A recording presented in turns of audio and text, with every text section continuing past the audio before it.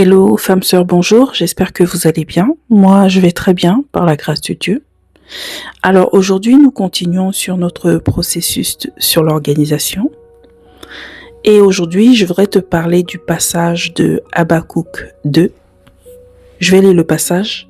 L'Éternel me répondit et dit, écris la vision, grave-la sur les tables, afin qu'on la lise couramment, car c'est une prophétie dont le temps est déjà fixé. Elle marche vers son terme, elle ne mentira pas. Si elle tarde, attends-la, car elle s'accomplira certainement. En fait, je me suis toujours dit, Père, tu as donné la prophétie à Habakkuk. Pourquoi tu lui dis d'écrire? Pourquoi tu lui dis d'écrire alors que tu lui as dit qu'elle va forcément s'accomplir, qu'il y a un temps fixé pour son accomplissement? Pourquoi donc tu lui dis d'écrire, puisque de toutes les façons, qu'il n'écrive ou qu'il n'écrive pas, elle va s'accomplir. Dieu sait pourquoi il lui a dit d'écrire. Et là, tu es en train de te poser la question, mais pourquoi il nous parle d'organisation et elle nous parle d'écrire? Écrire quoi? Écrire pourquoi? C'est de ça qu'on va parler aujourd'hui. Alors installe-toi confortablement et on va partager sur les étapes de l'organisation, sur le passage de Habakkuk 2 à partir du verset 2. Écrire la vision. Écrire la vision. La clarté, ça apporte de la clarté. Premièrement, Dieu ne s'est pas contenté de parler seulement à Habakkuk. Il lui a demandé d'écrire. Dieu ne se contente pas seulement de te parler. Il te demande d'écrire. Il te demande d'écrire, il veut que tu écrives. Donc écrire n'est pas un détail. Écrire n'est pas négligeable. Pourquoi?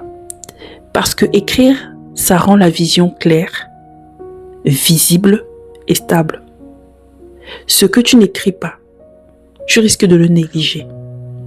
Ce que tu n'écris pas, tu risques de l'oublier. En fait, ça va commencer par l'oubli et ça va terminer par la négligence. Puisque tu ne sais plus ce que tu as vu.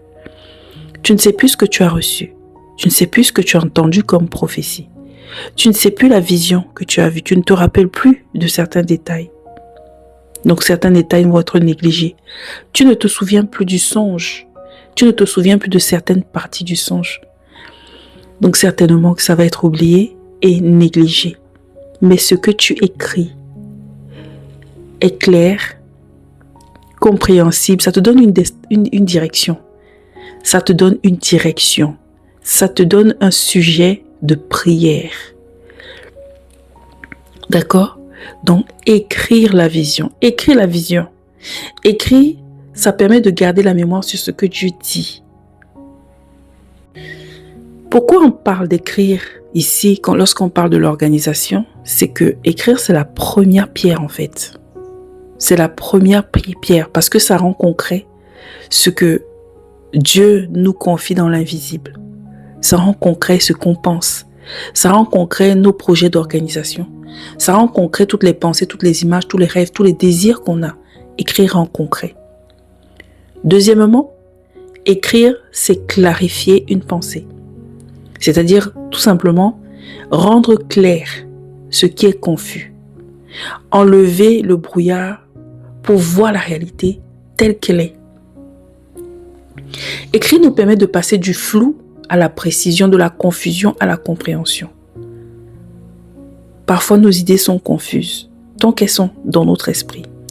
Et c'est de là que tu comprends que lorsqu'on s'organise, on ne pense pas seulement à comment je vais ranger mon lit, dans quel ordre je vais faire mes tâches, et ainsi de suite.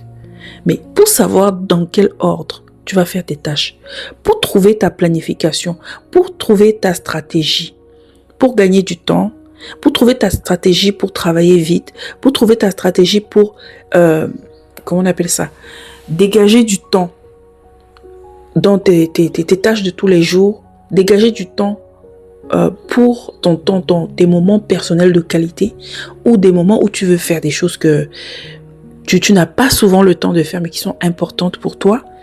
Eh bien, il te faut une stratégie. Et la stratégie, ça commence dans la tête. Et quand tu as la stratégie dans la tête, la poses sur le papier.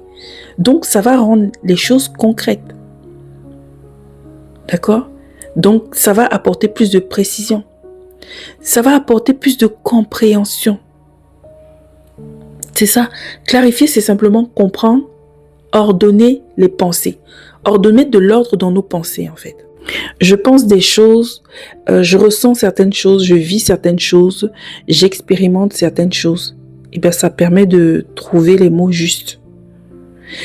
Ça me permet de faire la part des choses entre ce qui est important, ce qui est inutile, ce qui est essentiel ou pas. Vous voyez? Donc, ça me permet d'identifier ce que je veux vraiment. Ça me permet de construire ma stratégie. Donc, retiens surtout que clarifier, c'est ordonner les pensées. Si mes pensées déjà sont en ordre, je pourrais mettre le reste en ordre. Et c'est là où vous voyez que ça commence dans les pensées. La Bible nous dit que l'homme est tel les pensées de son âme. Je crois que c'est le proverbe 23, 6 ou 7.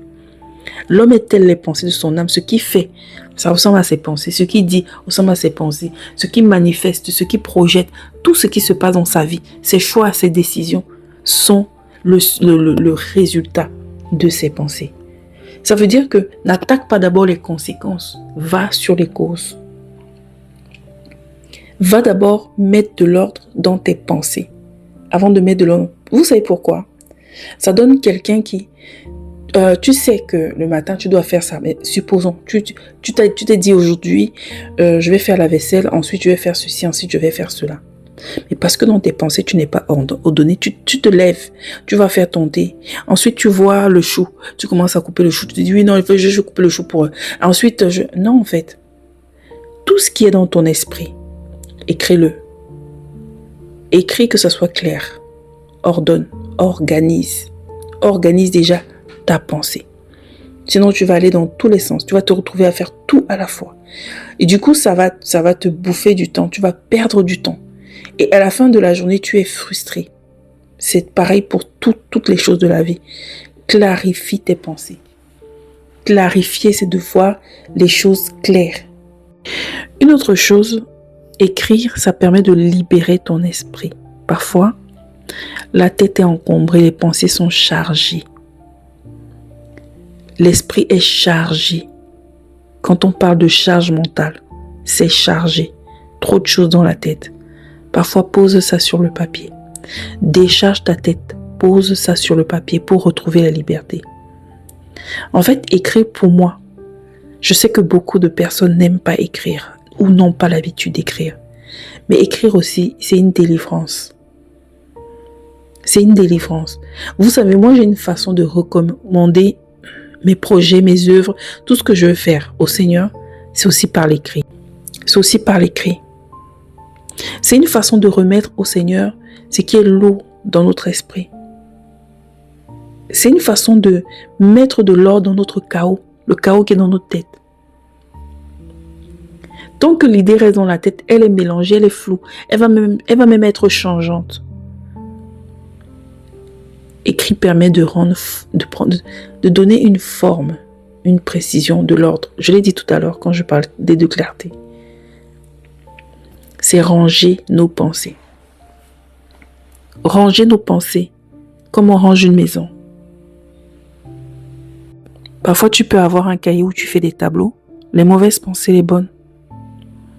Les pensées qui viennent de l'ennemi, les pensées qui viennent de ton âme, les pensées qui viennent de Dieu.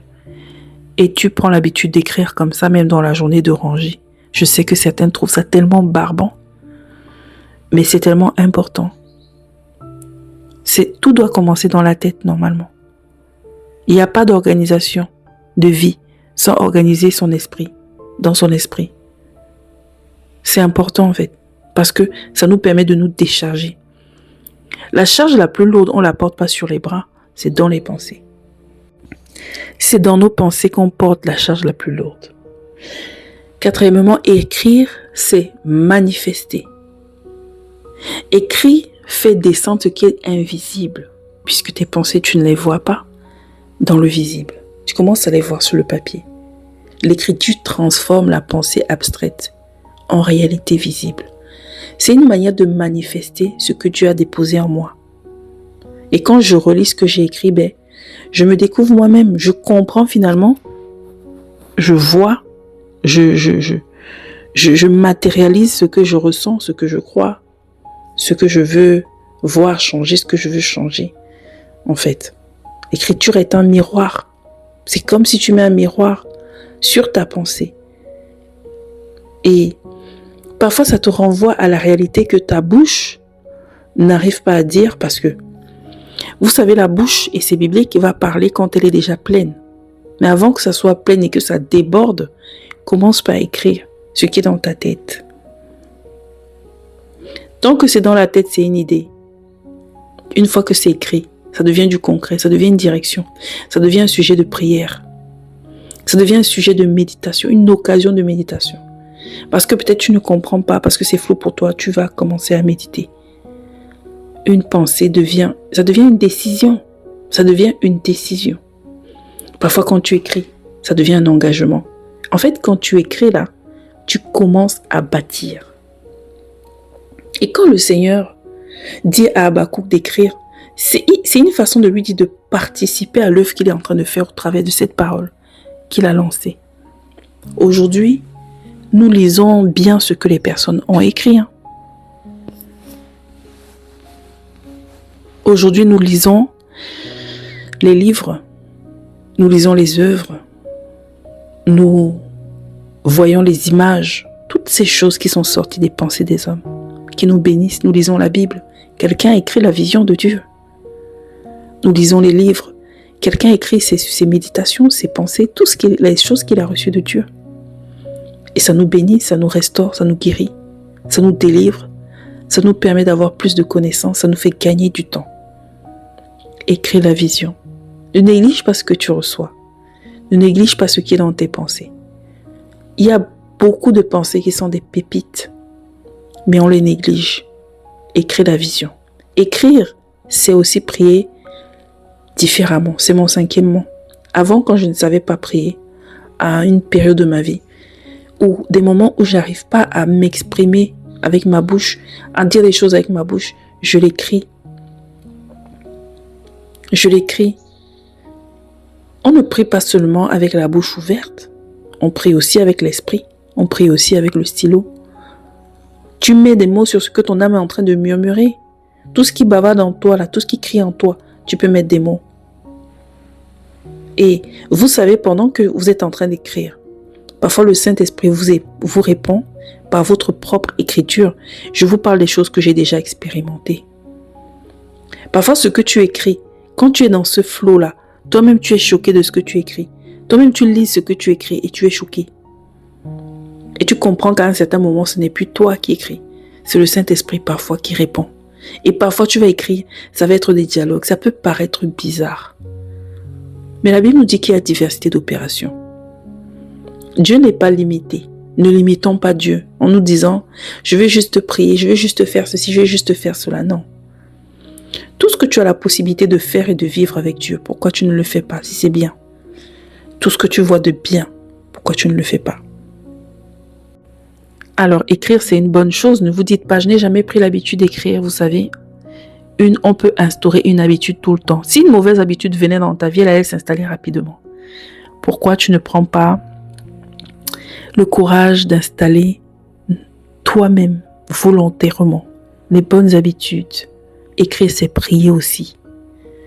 Alors, écrire, c'est comme un fondement. C'est un fondement de l'organisation, je dirais même. Parce que l'organisation commence par l'écriture. Savoir ce qu'il faut faire. Comprendre pourquoi le faire. Discerner quand le faire.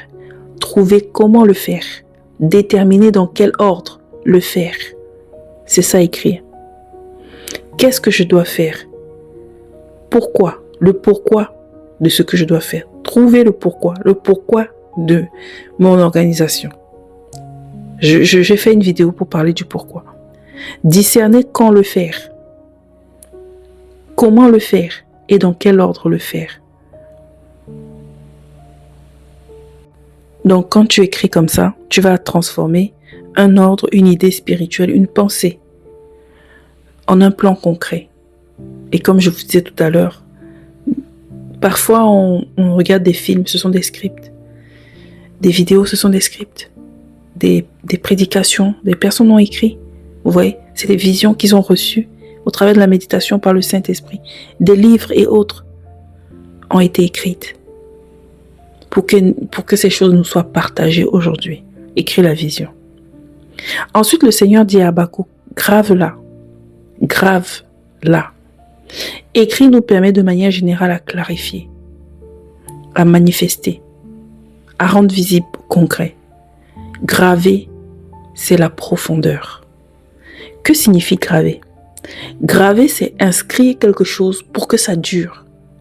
Dieu ne veut pas juste que la vision soit écrite. Non, il te demande d'aller plus loin. Il veut que ça soit enraciné dans le cœur, enraciné dans l'esprit. Donc, ce n'est pas seulement noter, c'est imprime ça. Note pour que ça dure, note pour que ça reste, note pour que ça demeure. Que ça soit imprimé, gravé dans la mémoire, gravé dans ta volonté. 2 Corinthiens 3:3, il dit, vous êtes une lettre de Christ écrite par notre ministère, non avec de l'encre, mais avec l'Esprit de Dieu, non sur des tables de pierre, mais sur les tables de chair, sur les cœurs. En pratique, graver, c'est tout simplement la méditation. Méditer, jusqu'à ce que la parole devienne vivante en nous. Et graver, c'est pratiquer. Tu pratiques ce que tu as écrit jusqu'à ce que ça devienne une habitude, un réflexe, ça devienne naturel. C'est laisser le Saint-Esprit écrire, imprégner les choses dans notre cœur. Lorsqu'on prie, lorsqu'on proclame la parole de Dieu, lorsqu'on parle des choses de Dieu, il y a un niveau de connaissance où on peut juste parler et il y a un niveau de connaissance où c'est tellement vrai que on l'expérimente. Et c'est ça gravé. Pour que Habakkuk, qui attendait, croit, ait confiance et persévère dans ce que le Seigneur lui a dit, il fallait qu'il grave ça dans son cœur. Que ça ne quitte pas, que ça ne bouge pas. Donc, graver, c'est médite-la, prie-la, nourris-la, jusqu'à ce qu'elle se fasse, jusqu'à ce qu'elle fasse partie de toi. Graver, c'est transformer un plan de discipline, une idée en concret. Encore plus concret que l'écriture. Quand on nous parle de la parole, on nous parle de méditer, non? Mais pourquoi on médite? Pour que la parole devienne nous, pour qu'on fasse un avec la parole et qu'au travers de ça, la parole devienne vivante au travers de nous. Ce n'est pas juste pour en parler, non. C'est pour que nous devenons une lettre du Seigneur en fait. Une parole vivante. Et vous savez que dans le fait de méditer, il y a plusieurs mots qu'on peut utiliser. Moi, je vais vous dire déjà que les Israélites, quand ils méditaient la parole, parce que dans le livre de Josué, verset 1, chapitre 1, verset 8, qui disait « Que ce livre de la loi ne s'éloigne point de ta bouche. Médite-le jour et nuit. » Ça parle d'un acte continuel, d'un geste continu, d'une habitude en fait. Et le mot méditer là, c'est aga en hébreu qui veut dire murmurer, répéter, ruminer à voix basse, jusqu'à l'impression dans le cœur. Parce que ce que ta bouche va répéter, ton cœur va le retenir et ça va devenir naturel. Si ta bouche prend l'habitude de dire quelque chose, c'est parce que ça vient de la pensée. Et à force de dire, ça devient naturel. Ça devient une habitude. C'est pourquoi la parole nous demande de veiller sur nos langues, nos bouches. Vous voyez? Dans le peuple d'Israël, ils avaient l'habitude de, quand vous lisez Deutéronome 6 là-bas, de répéter la parole. Répéter dans leur cœur. répétaient quand ils entraient dans leur maison, quand ils sortaient. Ils les répétaient à leurs enfants. En fait, la parole les accompagnait matin, midi, route, maison, soir, partout, dans tous les moments de leur vie. C'était fait exprès. C'était pour qu'ils retiennent.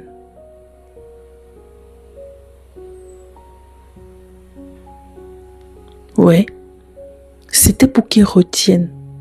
C'était une culture. Ils avaient la culture de la parole. Dans leur maison, dans leur fête, dans leur prière, dans leur conversation, ils avaient cette culture-là. C'est ça, méditer. C'est que tu dois d'abord te répéter. Vous voyez dans Deutéronome 6, toujours là, à partir du verset 8, on parle de mettre la parole comme un signe sur le front et sur les frontaux des portes et tout ça. On parle de mettre un signe, voilà, sur le front et sur la main.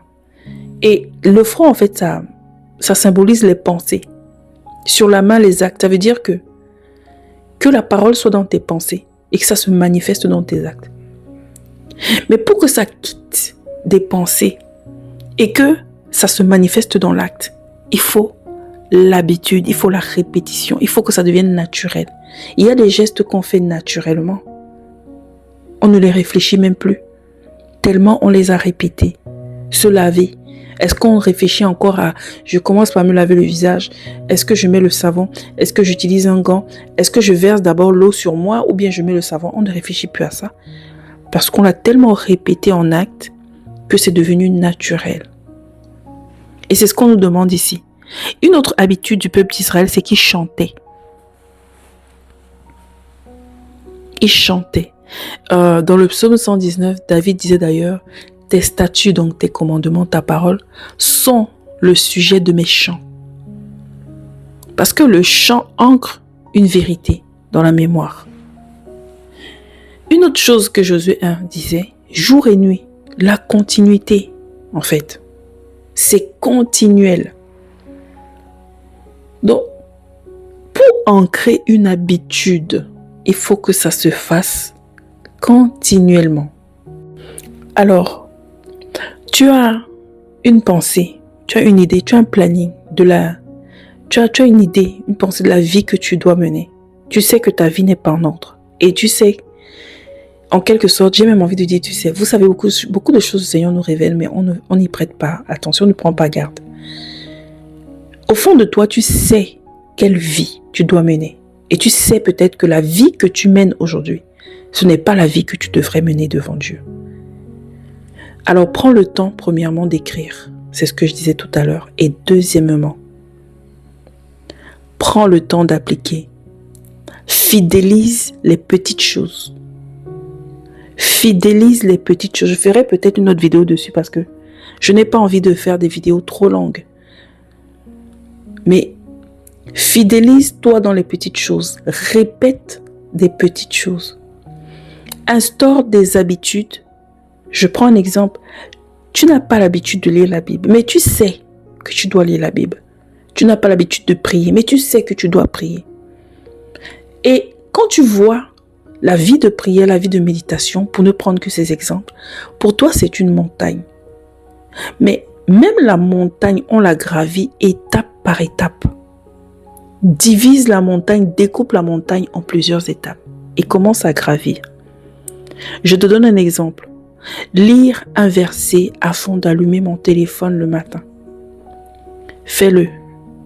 Aujourd'hui, demain, répète-le, murmure-le, pense-y, répète, fais-le encore et encore et encore, jusqu'à ce que ça s'ancre. Vous pouvez trouver ça bête, mais vous ne faites pas ces choses-là, rien ne changera. Et une habitude, je sais que chacun dans nos vies, on a un panier de choses qu'on veut faire. C'est comme un panier de fruits. On ne mange pas tous les fruits en même temps. On les mange un à un.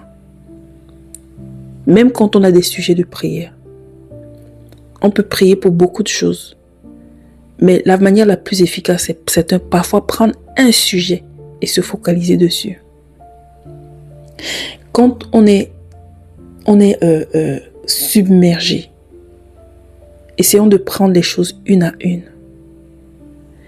C'est la prière à laquelle tu t'attaques aujourd'hui. Ok. C'est la méditation que tu t'attaques. C'est ton alimentation. Décide d'abord de régler ça. Prends le temps de le régler, rien ne presse. Mais si tu ne règles rien, là le temps va contre toi. Mais si tu prends le temps de régler chaque chose, la Bible dit que ôte premièrement ta poutre. Donc c'est notre charge aussi. Si tu prends le temps de régler chaque chose, tu te dis je vais là en guerre contre mon manque de méditation, mon irrégularité dans la méditation. Je vais en guerre contre ça. Ou je vais en guerre contre je ne sais pas quel problème j'ai. La cuisine, je n'aime pas faire la cuisine. Je ne sais pas faire la cuisine. Mais je dois faire la cuisine parce que je dois bien manger. Je dois manger équilibré. Je dois faire attention à mon alimentation. Je ne peux pas toujours me permettre d'aller chercher, manger tout et n'importe quoi. Ce qui est dehors et partout. Je travaille dessus. Alors je décide que toutes les semaines, je fais une recette et je m'y tiens pendant un certain temps. Et quand l'habitude va être ancrée en toi parce que tu l'auras répété, tu le sauras. Tu le sauras. Je ferai un audio juste pour ça. C'est grave, grave ça. Intègre ça, implante ça, ancre cela, ancre cette habitude dans ta vie. Alors pour finir, la corrélation entre l'écriture, c'est le début. La gravure, c'est la continuité. Quand tu écris, tu vois. Quand tu graves, ça te permet de vivre. Oui. Écrire, ça te permet de révéler ce que tu as reçu. Et graver, ça te permet de poser les fondements. Et je vais finir avec ça. Si tu écris ce que tu reçois, tu vas le comprendre. Et si tu graves, tu vas le devenir. Si tu ancres cela dans ta vie, si tu t'habitues à le faire, tu vas le devenir. Que le Seigneur te bénisse.